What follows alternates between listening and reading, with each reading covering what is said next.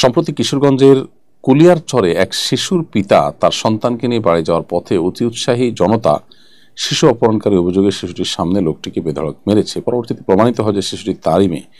জনতার অতি উৎসাহের কারণে প্রায় এই ধরনের ঘটনা ঘটে। প্রতিনিধিত্বশীল আলম হিসাবে বিষয়ে কিছু বলবেন আশা করি। দেখুন, আমরা বরাবরের মতো এখনো বলবো যে আইন হাতে তুলে নেওয়ার এই প্রবণতা এটা সবসময় নিন্দনীয়।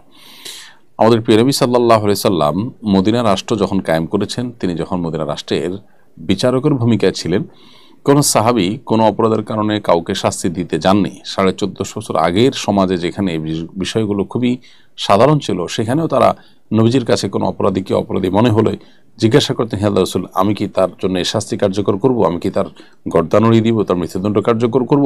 অর্থাৎ নবী সাল্লাল্লাহু আলাইহি ওয়াসাল্লামের কাছে জিজ্ঞাসা করতেন। তার কাছে মনে হয়েছে বিষয়টা প্রমাণিত এবং লোকটা দোষী, তারপর নবীজি সাল্লাল্লাহু আলাইহি ওয়াসাল্লামের পারমিশনের অপেক্ষা থাকা, এটা হলো বিচারিকভাবে বিষয়টিকে প্রমাণ হওয়া পর্যন্ত অপেক্ষা করার মতো বিষয়।